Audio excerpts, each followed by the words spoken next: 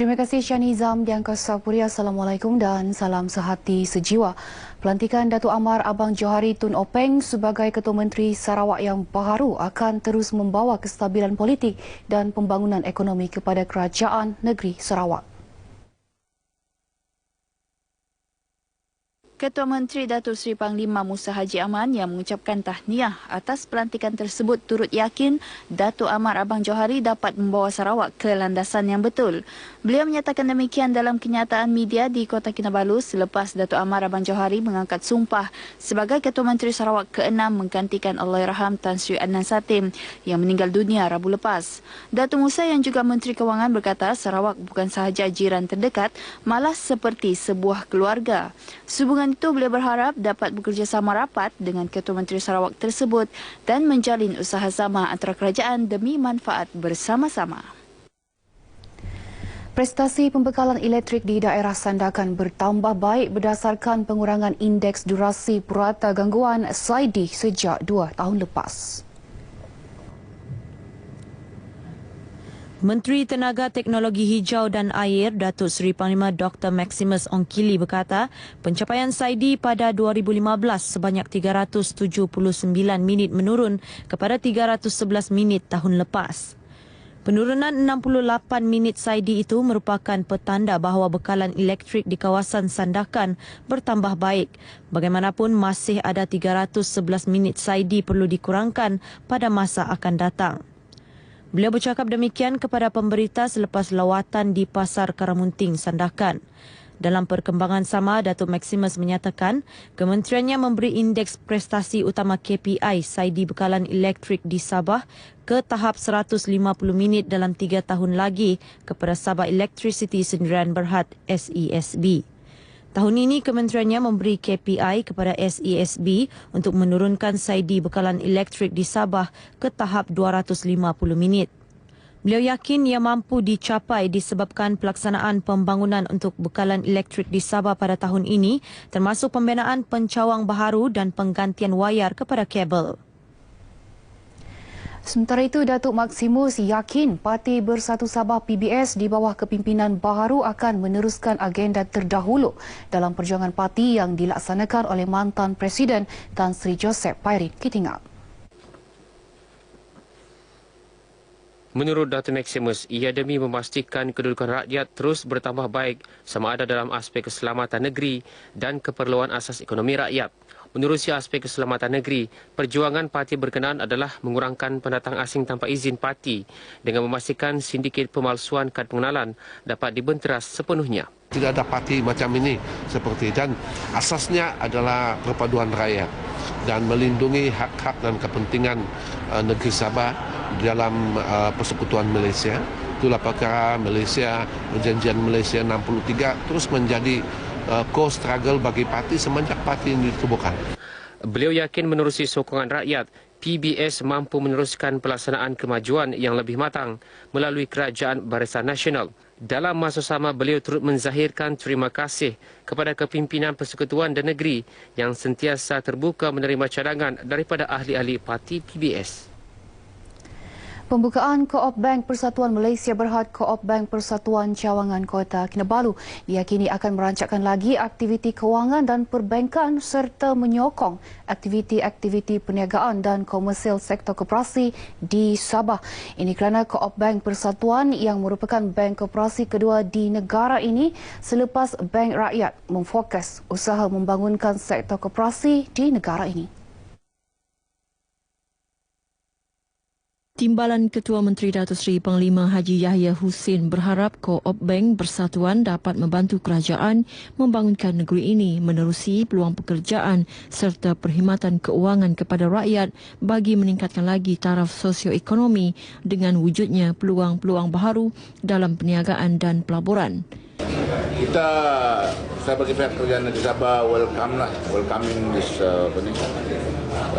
bank Co-op Bank Persatuan di Sabah yang mana banyak boleh membantu rakyat negeri Sabah khusus koperasi-koperasi dan juga individu lah untuk menabung.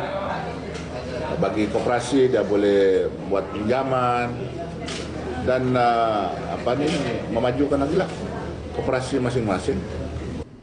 Datuk Yahya yang juga Menteri Pertanian dan Industri Makanan ditemui media selepas merasmikan Co-op Bank Persatuan Cawangan Kota Kinabalu di Alam Mesra, Kota Kinabalu.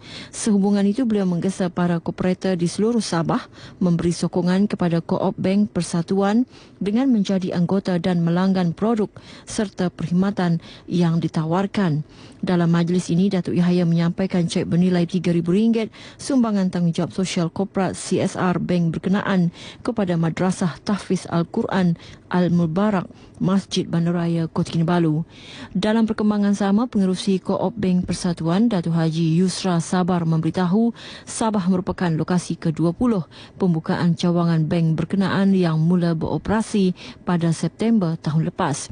Meskipun baru 4 bulan beroperasi, Co-op Bank Persatuan Cawangan Kota Kinabalu telah mengumpulkan jumlah baki pembiayaan sebanyak RM2.75 juta dengan 55 bilangan akaun sehingga 31 Disember tahun lalu.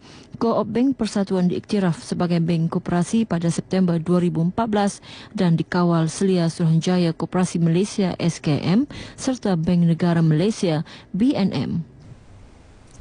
4 buah rumah musnah manakala sebahagian struktur sebuah rumah program perumahan rakyat termiskin PPRT rosak dalam kebakaran di Kampung Muhibah Lama, Petagas di Putatan petang semalam.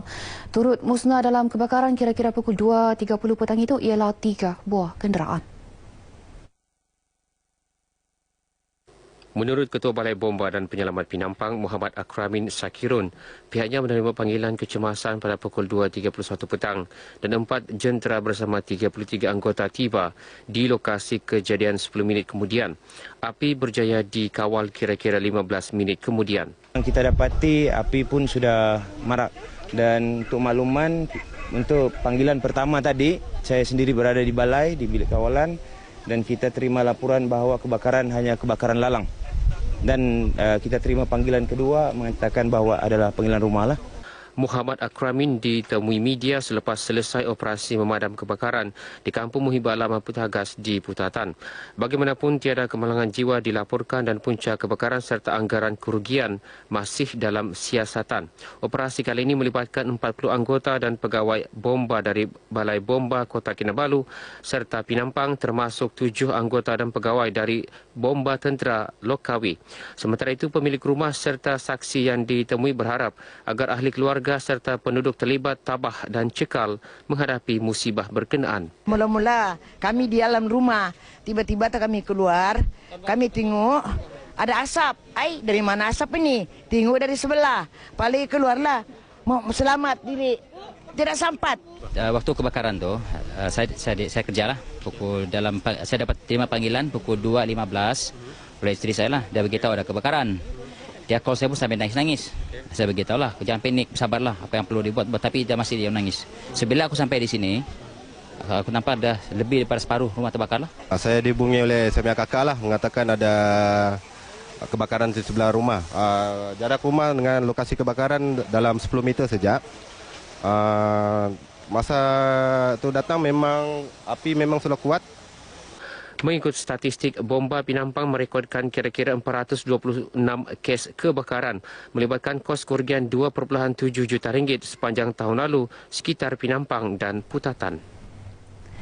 Persatuan Memperkasa Masyarakat dan Pembangunan Ekonomi Sabah SEEDS akan terus melaksanakan pelbagai program tanggungjawab sosial korporat CSR bagi membantu masyarakat yang memerlukan.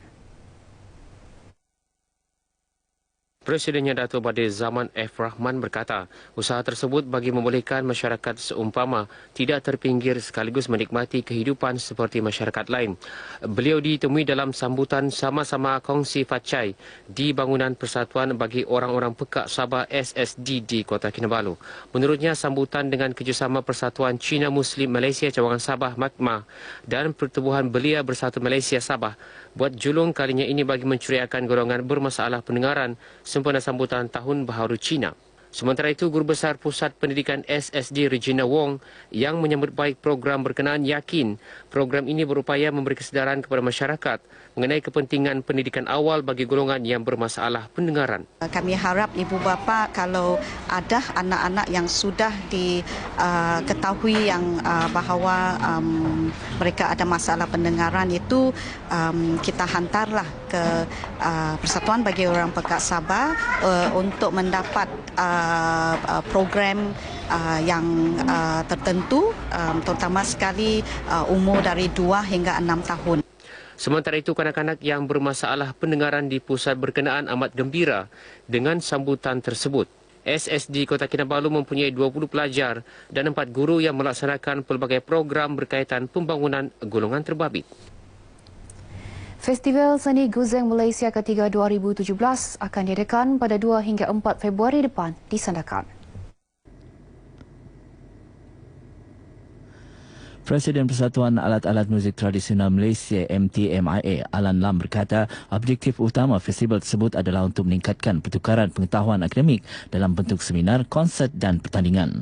Beliau berharap festival berkenaan dapat membantu pelajar tempatan mempelajari profesionalisme dan kesungguhan daripada pelajar antarabangsa serta menunjukkan budaya dan semangat Malaysia kepada sahabat dari luar negara. Alan menyatakan demikian dalam sidang media di Sandakan.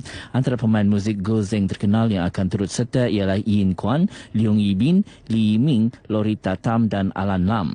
Festival tersebut anjuran MTMIA dengan kerjasama Lembaga Pelancongan Sandakan, Persatuan Pelancongan Sandakan, SJKC Lokyok, Guzeng Ensemble dan Sekolah Muzik Kijan.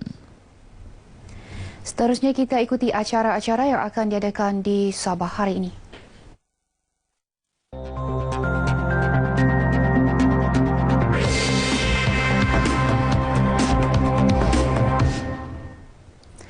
Pada pukul 7.30 pagi ini akan berlangsung majlis sambutan Maulidur Rasul peringkat Bandaraya Kota Kinabalu di Masjid Bandaraya Kota Kinabalu. Manakala pukul 10 pagi majlis perasmian dan penyerahan kunci rumah pertama akan diadakan di Kampung Indai, Tuaran. Baik, paparan itu mengakhiri bahan berita dari Sabah hari ini. Kembali kepada Syah Nizam di Angkasa Puri. Silakan Syah.